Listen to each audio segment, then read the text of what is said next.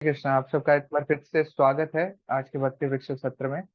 तो अब आपसे प्रार्थना है कि आप मेरे लिए प्लीज प्रार्थना कीजिए, तो हम आज डिस्कस करें। तो परंपरा के बिल्कुल इन लाइन हो, मैं अपनी तरफ से कुछ ना बोलूं, वही सब बोलूं जो हमारे आचार्यों से, जो हमारे शिक्षा गुरुओं से हमने सुना है। हरे कृष्ण। यस, तो एक बार ये श्लोका रीड आउट कर लेते हैं, उसका शब्दार्थ भी पढ़ते हैं, देन कुछ डिस्कस करेंगे। ठीक है। यस माता जी, that shloka only 3.27 in the module only. Yes. तो भगवान भगवत गीता 3.27 में कह रहे हैं, प्रकृते क्रियमाणानि गुणे कर्माणि सर्वशः अहंकार विमूढ़ात्मा कर्ता अहम इति मन्यते। तो क्या होता है, जीवात्मा जो है अहंकार के प्रभाव में जब आ जाता है तो मोहग्रस्त हो जाता है, और ये मानने लगता है कि समस्त कार्य जो है मैं ही कर रहा हूँ, भगवान का इसमें कोई रोल नहीं है, ऐसा मानने लगता है। और एक्चुअली होता क्या है, वो प्रकृति के तीनों गुणों द्वारा संपन्न किए जा रहे होते हैं, और प्रकृति के तीनों गुण किसकी अध्यक्षता में कार्य करते हैं? श्री भगवान की अध्यक्षता में, भगवान श्री कृष्ण की अध्यक्षता में ये सब कार्य कर रहे होते हैं। बट जीवात्मा क्या करता है, अहंकार वश ये मानने लगता है कि मैं करने वाला हूँ, मैं करने वाला हूँ, है ना। तो जब रावण का वध हो गया था, भगवान श्री रामचंद्र जी ने भगवान सॉरी रावण का वध कर दिया था। उसके बाद कोई आकर के कहता है, हे भगवान, आपने तो रावण को मार दिया, बहुत अच्छा किया कि ऐसा आपने कर दिया कि यहाँ पर बहुत ही पाप बढ़ रहे थे, अधर्म के कार्य बढ़ रहे थे। तो यस, रावण का वध होना बहुत जरूरी था। पर श्री रामचंद्र जी वहां पर कहते हैं, रावण को मैंने नहीं मारा। क्या कह रहे हैं श्री रामचंद्र जी, रावण को मैंने नहीं मारा। तो फिर बोल रहे, अरे आपने ही तो मारा था, कि बाण किसने चलाया था? अरे रावण को मैंने नहीं मारा। तो फिर किसने मारा जी? तो भगवान रामचंद्र जी कहते हैं, रावण को मैंने मारा। मैं मीन्स अहंकार। रावण को उसके मैंने मारा। जब हम कहते हैं ना, मैं बकरी की तरह, मैं ये मैं वो, दैट अहंकार caused Ravana to be killed. Ravana का वध उसके अहंकार की वजह से हुआ, है ना। तो देखिए कितना अ, कितना हमें प्रभावित करता है अहंकार। ये एक आसुरी प्रवृत्ति बताई गई है, भगवान खुद बताते हैं कि ये आसुरी प्रवृत्ति है, अहंकार। ईगो है, फॉल्स प्राइड की भावना है, ये सब अ, दानवी प्रवृत्ति है, आसुरी प्रवृत्ति है। तो देखिए भस्मासुर का भी एक एग्जाम्पल आता है कि भस्मासुर को, इन जो दानव होते हैं ना, इनके अंदर अहंकार होता था। और भस्मासुर का एग्जाम्पल ये आता है कि उन्होंने शिव जी की तपस्या की, खूब तपस्या की, बहुत बड़ी ही घनघोर तपस्या की। शिव जी प्रसन्न हो जाते हैं, वो आशुतोष हैं, बड़ी जल्दी प्रसन्न हो जाते हैं, और जाकर के अपना वरदान भी दे देते हैं। भस्मासुर ने, उनका नाम भस्मासुर क्यों पड़ा था राक्षस का, कि उनको एक वरदान मिला था कि आप जिसके भी सर पे हाथ रखेंगे वो भस्म हो जाएगा। और जैसे ही वरदान प्राप्त हुआ ना, सबसे पहले इतना अहंकार उनके अंदर आ गया कि शिव जी के पीछे भाग पड़े कि चलो जी आपको भस्म करता हूँ मैं। तो देखिए इतना अहंकार किस काम का है कि जो वरदान, जहां से आपको शक्ति प्राप्त हो रही है, आप उसी के सर पर चढ़ के नाचने लगे, उसी को भस्म करना चाहें, है ना। तो इसकी स्टोरी आगे चलती है। शिव जी फिर जाते हैं भगवान के पास, भगवान फिर मोहिनी मूर्ति का रूप लेते हैं, और फिर भस्मासुर मोहित हो जाते हैं। देन डांस करवाने लगते हैं कि ठीक है, आप मेरे पीछे मोहित हो गए हैं, तो ठीक है डांस भी कीजिए। डांस करते करते ऐसे स्टेप्स करवा रहे हैं, बहुत सारे स्टेप्स करवा रहे हैं, फिर बाद में मोहिनी मूर्ति जो भगवान है वो कहते हैं कि एक ऐसा स्टेप भी कीजिए, ऐसे, ऐसे वाला। और जैसे ही भस्मासुर सिर्फ अपने सर पे हाथ रखते हैं, खुद ही भस्म हो जाते हैं। तो अहंकार का क्या रिजल्ट निकला, कि वो उनको ही खुद भस्म होना पड़ा राक्षस को। अहंकार का जो फोड़ा है भगवान को बिल्कुल भी पसंद नहीं। अहंकार और ढोंग बिल्कुल भी पसंद नहीं है भगवान को, और वो चकनाचूर कर देते हैं भगवान इस अहंकार को। और अहंकार है क्या चीज, ये हमें पता है कि हमारे ऊपर है भगवान। बट जब हम उस भगवान की सत्ता को मानना अस्वीकार कर देते हैं कि हमारे ऊपर कोई नहीं है, सब मैं ही करने वाला हूँ, जैसे इसमें श्लोका में भी आ रहा है, अहंकार विमूढ़ आत्मा कर्ता अहम इति मन्यते। क्या करता है भगवान, सॉरी, इंसान क्या करता है, जीव अहंकार में पड़ जाता है, अहंकार में विमूढ़ हो जाता है, मूर्ख हो जाता है। और फिर क्या मानता है कि जो भी कार्य कर रहा हूँ मैं कर रहा हूँ, और कोई भगवान की सत्ता या भगवान की प्रकृति कुछ है ही नहीं। अरे एक्चुअली हो क्या रहा है, भगवान की प्रकृति के तीनों नियमों के अंतर्गत, तीनों गुणों के अंतर्गत सारे कार्य हो रहे होते हैं, हमारा उसमें कोई रोल नहीं होता। तो दिस इज अहंकार, है ना। और बताया जाता है कि जैसे केसी राक्षस आया था वृंदावन के अंदर, तो दैट केसी राक्षस रिप्रेजेंट्स अहंकार। तो कंस मामा जो है अपने भांजे के लिए काफी सारे टॉयज भेजते रहते थे, कभी इस राक्षस को भेज रहे हैं, कभी भीष्मा जी को, पूतना को भेज रहे हैं, कभी तृणाव्रत को भेज रहे हैं, कभी अघासुर को भेज रहे हैं। ऐसे ऐसे करके बहुत सारे खिलौने भेजते रहते थे। और यहाँ पे भांजे क्या करते थे, उनको टॉयज पसंद नहीं आते थे, तोड़ तोड़ के फेंक देते थे। तो one one of that toys was Keshi राक्षस। तो केसी राक्षस का भी भगवान ने अंत किया था। बताया जाता है कि भगवान जो है कुसुमादपि कोमलम वज्रपि कठोरम।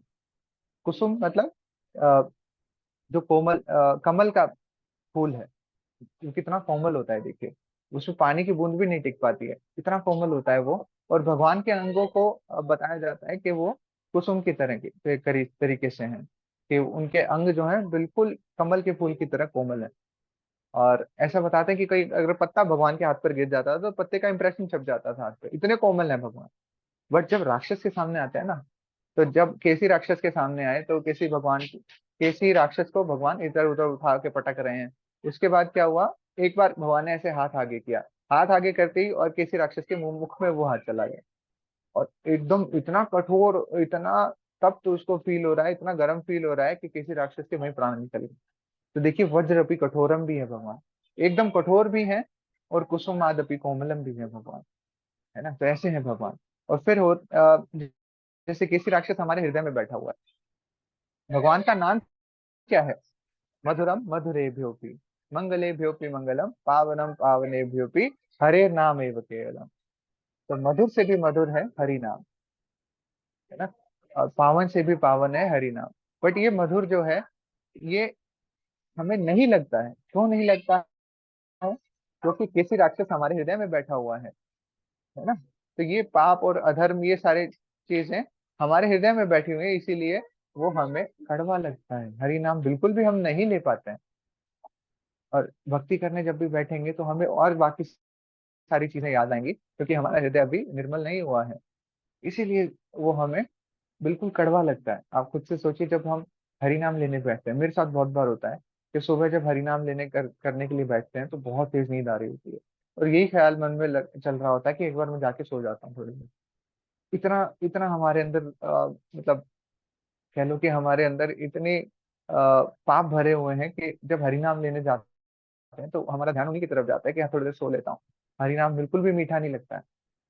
तो जब हमारे अंदर का केसी राक्षस का अंत होगा, जब भगवान आएंगे और इस अहंकार रूपी केसी राक्षस को चूर चूर करेंगे, जो खत्म करेंगे, तब जाकर के हमारा हृदय निर्मल होगा, और फिर हमारा मन जो है हरि नाम में लगेगा। और एक एग्जाम्पल ये भी दिया जाता है कि जैसे जॉन्डिस अगर किसी को हो जाता है, तो उसको मीठी चीज भी कड़वी लगती है, बट इलाज क्या होता है, वही मीठी चीज, वही गन्ने का रस, वही स्पॉन्जी रसगुल्ला, उसका इलाज होता है कि जो भी जॉन्डिस की प्रॉब्लम है वो इसी से ठीक होगी, बट वो भी कड़वा लग रहा है। इसी तरीके से हरि नाम है, जो भव रोग हमें लगा हुआ है, वो हरि नाम से ही केवल दूर हो सकता है। पर हरि नाम कैसा लग रहा है अभी हमें, कड़वा लग रहा है। बट इलाज भी क्या है, हरि नाम। तो हरि नाम और भक्ति के जो भी कार्य हैं हमें करते रहना है, बिल्कुल भी पीछे नहीं हटना है। तो ये हम अगर करते रहेंगे तो एक दिन हमारे अंदर का केसी राक्षस जरूर उसका अंत होगा, और हम भगवान का नाम अच्छे से ले पाएंगे, उसकी जो मधुरता है हरि नाम की, उसको हम जान पाएंगे, है ना। तो भगवान को प्राइड और ये ढोंग बिल्कुल भी पसंद नहीं है। इसके बहुत सारे एग्जाम्पल्स आते हैं, बहुत सारे प्राइड पास्ट टाइम्स हैं इसके। एक आता है जगन्नाथ स्वामी का एग्जाम्पल। एक बार जगन्नाथ स्वामी के टेम्पल में एक व्यापारी आता है, और वो व्यापारी कहता है कि मैं 1 लाख अशर्फिया दान कर रहा हूँ। पंडे को ऊपर जाके बोलता है, वहां जो पंडे होते हैं उनको जाकर के बोलता है कि ये लो 1 लाख अशर्फिया मैं देता हूँ भगवान की सेवा में। पर पर मेरी एक शर्त है। क्या शर्त है, आप इसको एक ही दिन में यूज कर लो सारे को, भगवान की सेवा में यूज करना है ना, एक ही दिन में ही 1 लाख सोने की अशर्फियां आप यूज कर लो। इतना अहंकार है उसके अंदर कि वो कह रहा है कि मैं दे रहा हूँ बट एक ही दिन में आप यूज कर लो। अब पंडित जो है परेशान हो जाते हैं कि हाँ ठीक है, दान तो आया है, पर एक ही दिन में कैसे यूज करें इसका। तो जगन्नाथ स्वामी की प्रार्थना करते हैं कि जगन्नाथ स्वामी आप ही हमें रास्ता दिखाइए कि क्या करना है। और ये अहंकार का फोड़ा तो भगवान को बिल्कुल नहीं पसंद, उसको फोड़ना तो है। तो भगवान क्या कहते हैं कि आप हाथी को ढूंढिए, ऐसे हाथी को ढूंढिए जिसके मस्तक पर मणि होती है ना, और फिर उस हाथी को ढूंढ करके उस मणि का चूर्ण बनाइए और फिर उसका पान बनाइए, वो पान मुझे भोग लगाइए, ऐसा जगन्नाथ स्वामी कहते हैं। तो फिर उस व्यापारी को बताया जाता है कि अगर आप ऐसा ध्यान करना ही चाहते हैं, जाकर के उस हाथी को ढूंढिए। बहुत ही रेयर ऑफ द रेयरेस्ट होता है वो हाथी। उस हाथी को ढूंढने में बेचारा परेशान हो जाता है, उसको नहीं मिलता वो हाथी, और साथ में वो घूमता रहता है इधर उधर, सुबह से शाम हो गई, पूरा टाइम व्यतीत हो गया, उसको नहीं मिला हाथी। अब आप खुद से सोचिए, पहले तो हाथी ढूंढना, वो हाथी नहीं मिल रहा, अगर हाथी मिल भी जाए वो मणि निकाल करके उसका चूर्ण करना, मणि बहुत हार्ड होती है ना, one of the hardest substances. और डायमंड जो है सबसे हार्डेस्ट बताया जाता है, that is the hardest. But उससे भी हार्ड क्या है, हमारी ईगो। भगवान तो उसको चकनाचूर कर देते हैं, है ना। और वो कैसे कर रहे हैं, ऐसी चीज उस व्यापारी को बताई कि जो रेयर ऑफ द रेयरेस्ट है उसको ढूंढ करके लाओ, उसका पेस्ट बनाओ, पहले उसका पाउडर करो और फिर पान में लगाओ उसको, फिर पान का भोग लगाओ। तो वहां पर उस व्यापारी का व्यापारी को नहीं मिलता है वो हाथी। तब जाकर के वो सोचता है कि हाँ, जगन्नाथ स्वामी सबसे बड़े हैं, मेरे पास ये जो धनराशि आ रही है ये भी उन्हीं की देन है। तब जाकर के उसका अहंकार चूर चूर होता है ना। तो ये देखिए कि कैसे भगवान इस अहंकार को दूर कर रहे हैं। अहंकार रूपी राक्षस है, उसके व्यापारी के हृदय से कैसे चूर चूर किया। ठीक है, और भगवान क्या करते हैं, एक और एग्जाम्पल आता है, पास टाइम आता है रावण का ही। रावण क्या करता था, सारे देवताओं पर उसने विजय प्राप्त कर रखी थी, और पेट के बल गिरा रखा था, मुंह के बल सबको गिरा रखा था, और उनकी पीठ पर पैर रख करके बैठता था। अपने सिंहासन पर बैठा है और सारे देवी देवता पैर के नीचे हैं, मुंह के बल है, उनका मुंह नीचे की तरफ है और पीठ पर पैर रखा हुआ है। वहां पर नारद मुनि एक बार पहुंचते हैं, तो कहते हैं अरे वाह रावण जी, आपने तो मतलब देखिए कितना बढ़िया कर रखा है। तो रावण भी अहंकार वश बोलता है कि हाँ, मैं एक बोहे हिला दूं तो इंद्रदेव वहां वर्षा कर देते हैं, मैं पलक झपका दूं तो उधर वरुण देव हवा चला देते हैं, हवा को खींच लेते हैं, रोक लेते हैं, इतना चलती है मेरी। कहने लगे बहुत बढ़िया ये तो, पर एक काम आपने थोड़ा सा कम किया हुआ है, कि जो आपने देवताओं की पीठ पर पैर रखा हुआ है ना, इनको कम कष्ट हो रहा है, एक काम कीजिए, आप इनको सीधा लिटाइए।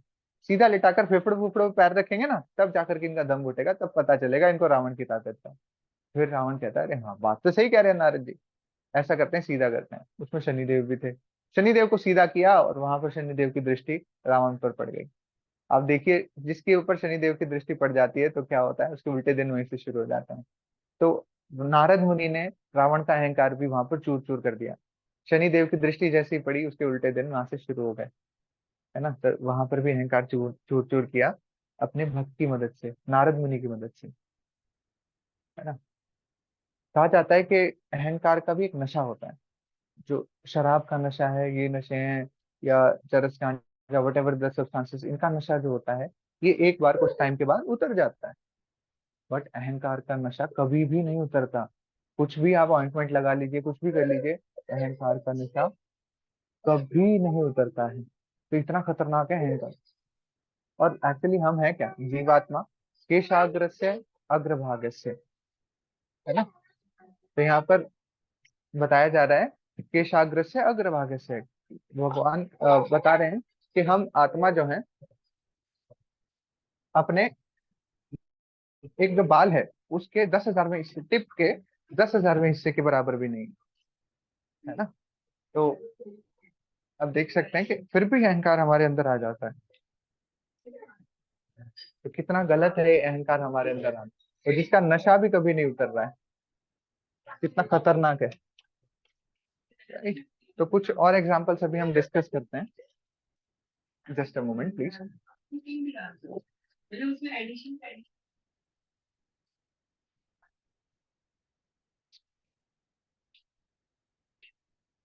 सॉरी, मुझे अपना प्लेस चेंज करना पड़ा एक्चुअली, कोरान को थोड़ी चोट लग गई है, इस थोड़ा क्रैंकी हो रहा है। ठीक है, तो हम बात कर रहे थे कि कैसे रावण का अहंकार चूर चूर किया नारद मुनि ने, कैसे शनि की दृष्टि उस पर दिलवाई थी।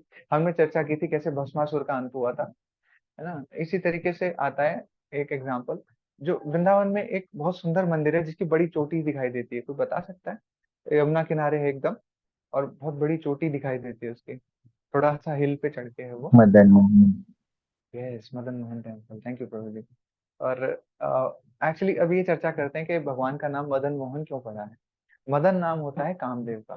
कामदेव को बड़ा घमंड था कि वो किसी को भी गिरा सकते हैं। एक बार काम का एक बाण चलाएंगे और किसी का भी डाउनफॉल हो जाएगा, वो कामवश गिर जाएगा अपने पोजीशन से। तो एक बार किसी ने उनको बताया कि ठीक है, आप बड़े ही सुंदर हैं, आपको अपने सौंदर्य पर इतना अहंकार है, तो आप एक काम कीजिए, वृंदावन में जाइए, वहां पर एक बालक है, उस पर अपना कामवान चला के देखिए जरा, उसको भी गिरा दीजिए, फिर हम मान लेंगे कि हाँ, Kamdev is the top most, मतलब सबसे सुंदर वही है, उनके पास सब सारी शक्तियां हैं। तो भगवान के पास वो जाते हैं। एक्चुअली वो बालक और कोई नहीं, भगवान श्री कृष्ण है। उनके पास वो जाते हैं, एक पेड़ पर बैठ जाते हैं कामदेव, और वहां से अपना बाण चलाने के लिए टारगेट कर देते हैं। और भगवान को देख करके वो इतना मंत्रमुग्ध हो जाते हैं कि पेड़ से खुद ही गिर जाते हैं। तो देखिए, भगवान ने क्या किया, उन कामदेव को भी मोहित कर लिया। और मदन जो नाम है वो कामदेव जी का है ना। तो कामदेव को भी मोहित कर लिया, इसीलिए उनका नाम है मदन मोहन। इसीलिए इनका नाम पड़ा है मदन मोहन। और श्रीमती राधा रानी का एक नाम है मदन मोहन मोहिनी। तो श्रीमती राधा रानी क्या करती हैं, भगवान कृष्ण को भी मोहित कर लेती हैं, इसीलिए उनका नाम है मदन मोहन मोहिनी। ठीक है, तो ये एग्जाम्पल भी हमने डिस्कस किया कि मदन मोहन कैसे भगवान का नाम पड़ा है। एक और स्टोरी आती है, भागवतम में अनेकों अनेकों स्टोरीज हैं जिसमें हम देख सकते हैं कि बड़े बड़े देवताओं को भी अहंकार हुआ है, और ब्रह्मा जी उनमें से एक है।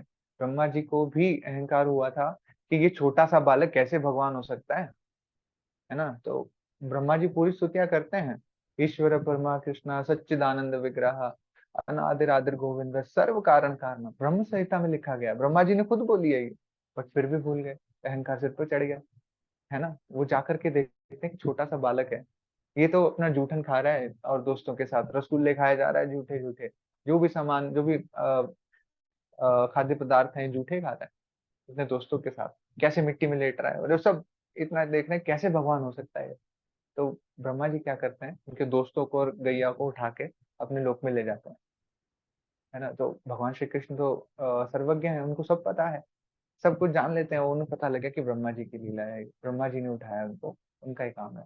तो भगवान क्या करते हैं, अपना एक्सपेंशन करते हैं, और एक्सपेंशन इस तरीके से करते हैं कि बिल्कुल हू बहू अपने दोस्तों का रूप ले लेते हैं और गैया का रूप ले लेते हैं, और फिर वो अपने अपने घर चले जाते हैं। और उनकी मैया जो है, जो उनके दोस्तों की मैया है, जो गायें हैं जिनके बछड़े इत्यादि ब्रह्मा जी ले जा चुके हैं, उनका प्रेम जो है बहुत, अब उनका एक्सट्रीम मात्रा में आ रहा है, एक्सट्रीम अमाउंट में वो अपने पुत्रों को स्नेह कर रही हैं, है ना। और अपने बछड़ों को गैया जो है पूरा स्नेह दे रही है, बहुत ज्यादा स्नेह दे रही है, क्योंकि भगवान श्री कृष्ण स्वयं वहां विस्तारित हुए थे। और जब ब्रह्मा जी ये देखते हैं कि ऐसा हुआ है, और फिर कृष्ण जी क्या करते हैं, सारे ब्रह्माओं को बुलाते हैं, जो अलग अलग ब्रह्मांड हैं उनके ब्रह्माओं को बुलाते हैं, कोई चतुर्मुखी है, कोई दशमुखी है, कोई सहस्त्रमुखी है, सब इतने ब्रह्मांड के ब्रह्माओं को बुलाया जाता है। हमारा जो ब्रह्मांड है यहाँ पर चतुर्मुखी ब्रह्मांड, चतुर्मुखी ब्रह्मा है। तो वहां पर चतुर्मुखी ब्रह्मा आकर के देखते हैं कि ये क्या है, इतने सारे ब्रह्मा, और फिर देखते हैं कि भगवान ने तो अपना रूप विस्तारित कर रखा है। तब ब्रह्मा जी को एहसास होता है कि नहीं, वो गलत थे, उनका अहंकार वहां पर चूर चूर होता है ना। तो ब्रह्मा जी जो इतने बड़े पद पर हैं, नाम आचार्य हरिदास ठाकुर के रूप में आते हैं वो गौरांग महाप्रभु की लीला में, फिर भी उनको अहंकार हो जाता है। कितना खतरनाक है अहंकार, वो किसी को भी हो सकता है ना। इंद्र को अहंकार हो गया था, गोवर्धन लीला जो आती है, इंद्र को अहंकार हो गया, उनके पास पूजा आती थी हमेशा, जो गोकुलवासी हैं उनको पूजा अर्चना और भोग पूरा लगाते थे, उनको उनकी पूजा करते थे कि हाँ, ये हमें बारिश दे रहे हैं तो हमें इनकी पूजा करनी चाहिए। फिर भगवान श्री कृष्ण का जन्म इस बार हो चुका था, और वो अपने तर्क अब देने लगे थे। उन्होंने बोला कि बारिश ये कुछ अलग से देते हैं क्या, उनकी ड्यूटी है बारिश करना, है ना, भगवान ने तो दी है हमको ये ड्यूटी कि आप सब जगह बारिश करेंगे। वो ऐसे ऐसे तर्क देते हैं कि आप खुद से देखिए, समुद्र के ऊपर क्या बारिश नहीं होती है, वहां भी तो हो रही है, तो इक्वल अमाउंट से हो रही है, तो यहाँ भी होगी, यहाँ क्यों नहीं होगी। तो जो हमें वनस्पतियां इत्यादि दे रहा है, जहां पर हमारी गैया भोजन के लिए जाती हैं, जो चरने के लिए जाती हैं, उनको की पूजा क्यों नहीं करते हम, उनको भोग क्यों नहीं लगाते, ये जो गोवर्धन जी महाराज हैं, ये है हमारे असली दाता, इनकी पूजा हमें करनी चाहिए। तो फिर क्या हुआ, वो जो पूजा थी वो गोवर्धन जी के पास चली गई, पूजा अर्चना हो रही है गोवर्धन जी की हो रही है। ये इंद्र को बिल्कुल भी सहन नहीं हुआ ना। तो वहां पर उन्होंने क्या किया, संवर्तक बादलों का आह्वान किया। संवर्तक बादल प्रलय के टाइम पे यूज होते हैं, इतनी पिलर्स की तरफ बारिश की बूंदें गिर रही होती हैं, इतनी बारिश। और वो शुरू कर देते हैं, अपना रेगुलेटर फुल ऑन कर दिया कि पूरी मात्रा में बारिश हो जा रही है। और यहाँ पर श्री कृष्ण क्या करते हैं, गोवर्धन पर्वत को उठाते हैं। गोवर्धन पर्वत को उठाते हैं, और साथ में उनका सुदर्शन चक्र भी है। बताते हैं कि गोवर्धन पर्वत के ऊपर, पूरे गोकुल के ऊपर, पूरे ब्रज के ऊपर सुदर्शन चक्र इतनी स्पीड से घूम रहा था कि जैसे पानी गिरता था वो भस्म हो जाता था, इवापोरेट हो जाता था पानी, एक बूंद भी नीचे नहीं गिर रही थी, इतना था। और भगवान श्री कृष्ण ने बस ऐसे उंगली की हुई थी, वो थोड़ा सा ऊपर, भगवान की जो शक्तियां हैं उन्होंने उठा रखा था, अंतरंगा शक्ति है भगवान की, उन्होंने पर्वत को अपने आप उठा रखा था। श्री कृष्ण कोई प्रयास नहीं कर रहे थे। उनकी मैया कह रही थी, पुत्र तुम थक गए होगे, लल्ला तुम थक गए होगे, इतने इतने दिन से खड़े हो आप, और छोटी सी उंगली पर उन्होंने पर्वत को उठा रखा है, तुम्हारा हाथ थक गया होगा। तो कहते मैया देखो, नहीं हमारी शक्ति ने उठा रखा है, बिल्कुल नहीं थका हूँ, मेरा तो हाथ टच भी नहीं कर रहा। तो इस तरीके से इंद्र का भी अहंकार चूर चूर किया था भगवान ने। तो भगवान को बिल्कुल नहीं पसंद है कि किसी के अंदर अहंकार रहे। और भगवान के भक्त भी अहंकार वश इतना, मतलब भगवान के अगेंस्ट ही कार्य करने लगते हैं। एक बार की बात है, द्वारका के अंदर, द्वारका के अंदर जब सत्यभामा, सत्यभामा जी का नाम आपने सुना होगा, उनको थोड़ा सा अहंकार रहता था। अहंकार क्या था कि मैं इतनी सुंदर हूँ, भगवान की प्रेयसी हूँ, भगवान के साथ रहती हूँ, तभी तो भगवान मुझे इतना टाइम दे रहे हैं, भगवान मुझे बहुत लाइक करते हैं, और मैं बहुत सुंदर भी हूँ। तो उनको अहंकार रहता था ये चीज का। गरुड़ देव जी को अहंकार हो गया कि उनकी स्पीड बहुत तेज है। साथ में सुदर्शन चक्र कहते हैं कि मैं तो भगवान की उंगली के ऊपर रहता हूँ, ऐसे अहंकार हो गया उनके अंदर। तो इन तीनों का अहंकार चूर चूर करना बहुत जरूरी था, और भगवान ने वो एक ही साथ किया। उन्होंने क्या किया, गरुड़ देव को बुलाया और बोला, आप किम पुरुष लोक में जाइए। किम पुरुष लोक ऐसे है कि पहले है, मैं नाम भूल रहा हूँ, जहाँ पर प्रहलाद महाराज नरसिंह देव की पूजा करते हैं, और फिर उसके ऊपर जाके किम पुरुष लोक है। किम पुरुष लोक में क्या है, भगवान सीताराम की पूजा कर रहे हैं हनुमान जी, तो हनुमान जी किम पुरुष लोक में रहते हैं। वहां पर गुरुदेव जी को भेजा गया, और वहां पर बोला कि आप वहां जाकर के हनुमान जी को बुला के लाइए। वो गए हनुमान जी के पास, गरुड़ जी, अरे अरे अभी ऐसे ऐसे गया और मैं ऐसे आया, अभी इनवाइट करके आता हूँ। वहां पहुंचे, और वहां जा करके आते हैं, फिर आ जाते हैं, और फिर भगवान श्री कृष्ण को गरुड़देव बताते हैं कि मैं इनवाइट करके आ गया हूँ। फिर कृष्ण कहते हैं कि वो तो आए नहीं है, क्या बोल के आए हो तुम। तो उन्होंने बताया कि चक्रपाणी आपको याद कर रहे हैं, भगवान श्री कृष्ण आपको याद कर रहे हैं हनुमान। वो कहते हैं अरे नहीं, ये नहीं बताना था, जाकर के उनको बताओ कि राघव श्री राम उनको याद कर रहे हैं, रघुकुल नंदन, वो उनको याद कर रहे हैं। तब तो वो जा करके एकदम से आ जाएंगे। उसके बाद गरुड़ देव जी फिर से जाते हैं कि उन पुरुष लोग की उड़ान भरते हैं, वहां पर फिर जा करके हनुमान जी को बताते हैं कि हे हनुमान, राम, जैसे राम का रा निकला ना, हनुमान जी जैसे आपने देखा होगा सीताराम लक्ष्मण हनुमान कैसे रहते हैं, तो हनुमान जी कैसे रहते हैं, एकदम स्प्रिंटर का जो पोज होता है ना, कि अभी दौड़ लगाएंगे, सेवा के लिए इतना तैयार रहते हैं, वो एकदम रेडी है हनुमान जी। और जैसे राम सुना ना उन्होंने, वो भाग के एकदम खड़े हुए और पहुंच गए। भगवान श्री कृष्ण ने क्या बोला था सुदर्शन को, कि जो महल के जो भी द्वार है ना, सबकी रक्षा करना, किसी को अंदर मत आने देना। हनुमान जी अब पहुंच गए हैं, जैसे ही राम उन्होंने सुना, एकदम बहुत तेज स्पीड से वहां पहुंच गए हैं, है ना। तो और फिर वहां पर देखते हैं कि सुदर्शन चक्र चक्कर लगा रहा है उधर, इस गेट पे आते हैं तो हनुमान जी के सामने आ जाता है, उस गेट पे जाना चाहते हैं फिर से सामने आ जाता है। तो हनुमान जी अब क्या करते हैं, उसको पकड़ते हैं, सुदर्शन चक्र को अपने मुंह में रख लेते हैं, और फिर अपना दबा के अंदर चले जाते हैं। वहां पर सत्यभामा जी को भी बताया हुआ था कि अभी हनुमान आने वाले हैं। सत्यभामा जी क्या कहते हैं, "अरे, आप चिंता मत कीजिए, राम जी के भक्त है ना, तो मैं भी सीता मैया की जैसी हूँ, एकदम एकदम श्रृंगार करके सीता मैया का उनकी तरह बन के वहां पर बैठी होती है। अब जैसे ही हनुमान जी आते हैं, भगवान रामचंद्र जी को प्रणाम करते हैं, और फिर ये बोलते हैं, रामचंद्र जी, ये दासी कौन है आपके साथ, सीता मैया कहाँ है। तो यहाँ पर सत्यभामा जी का भी उनका अहंकार चूर चूर कर दिया। सुदर्शन चक्र जो इतनी तेज स्पीड से घूम रहा था, कहता था मैं भगवान की उंगली के ऊपर रहता हूँ, मैं तो, उनका अहंकार चकनाचूर कर दिया, उनको दबा लिया मुंह के अंदर, है ना। तो सत्यभामा जी का भी अहंकार चूर चूर हुआ, उनकी सुंदरता का जो भी घमंड था उनका, वो चूर चूर हुआ, साथ में सुदर्शन चक्र का।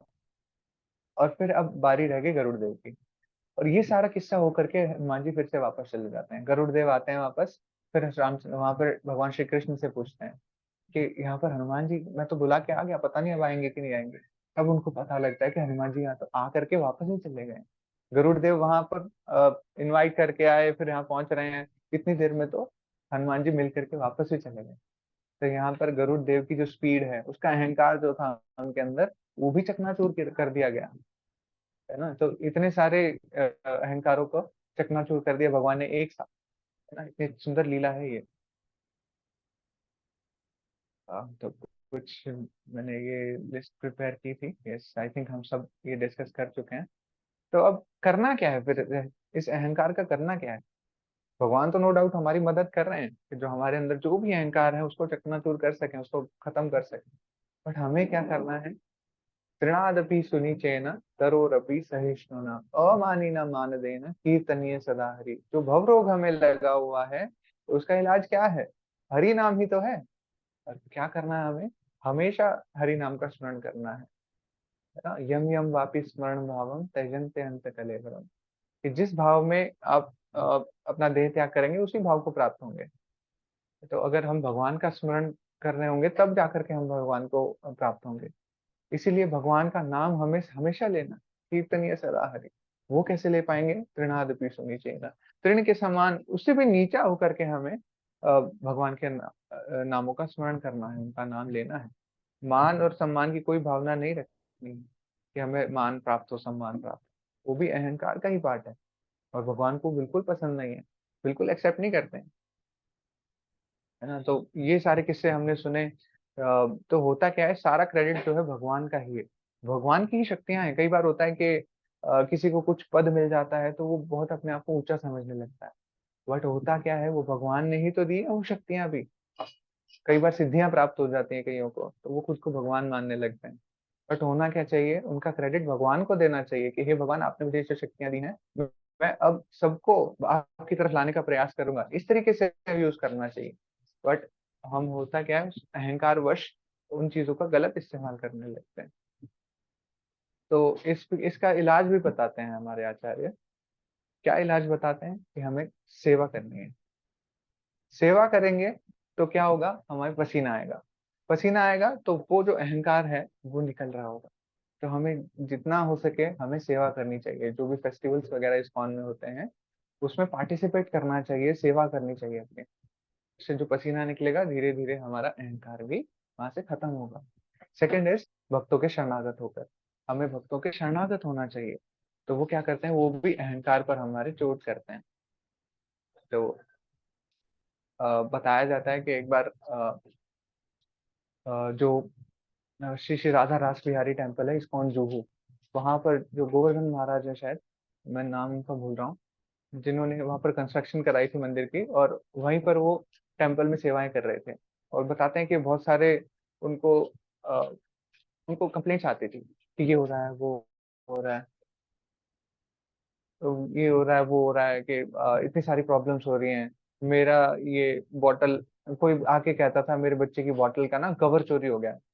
इतनी छोटी छोटी प्रॉब्लम्स। वो कहते थे मुझे गार्ड पे शक है, गार्ड पे शक हो रहा है, ऐसे ऐसे प्रॉब्लम्स लेकर के आते थे।